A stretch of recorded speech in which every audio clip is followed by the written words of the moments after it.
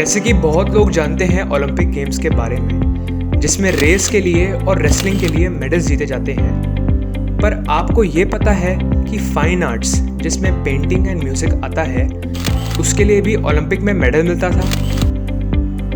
1912 से लेकर 1952 तक ओलंपिक गेम्स जो होते थे उनमें फाइन आर्ट्स का भी कंपटीशन होता था। मेडल्स दिए जाते थे फाइन आर्ट्स के लिए, जिसमें literature, architecture, painting, sculpture and music आता है। नेचुरली जो ये आर्ट क्रिएट किया जाता था वो ओलंपिक थीम का होता था।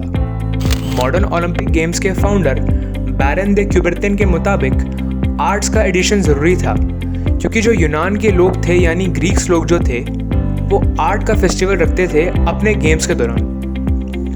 पर 1948 के बाद इसको हटाने का कैंपेन छेड़ दिया था, क्योंकि गेम्स बिल्कुल प्योर एथलेटिक स्पोर्ट टाइप रखने थे, जो कि बिल्कुल मनी माइंडेड मेंटेलिटी के ना हो।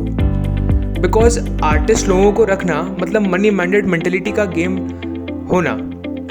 उनके आर्ट का एडवर्टीजमेंट हो रहा था गेम्स के ज़रिए।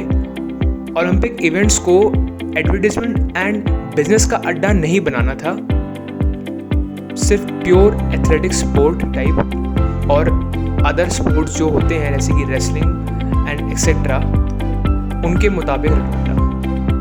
I beat China all the time. When was the last time you saw a Chevrolet in Tokyo? When do we beat Mexico? United states, जिसे दुनिया का सबसे ताकतवर देश बोला जाता है और हर सुख सुविधा में आगे बोला जाता है, पर क्या आपको ये पता है कि वहाँ पे शराब बैन कर दी गई थी और जो फिर भी इल्लीगल तरीके से कंज्यूम कर रहा था यानी पी रहा था, उनमें जहर मिला दिया था। जी हाँ, यूनाइटेड स्टेट्स में भी ऐसा दौर था जब वहाँ पर शराब बैन कर दी गई थी।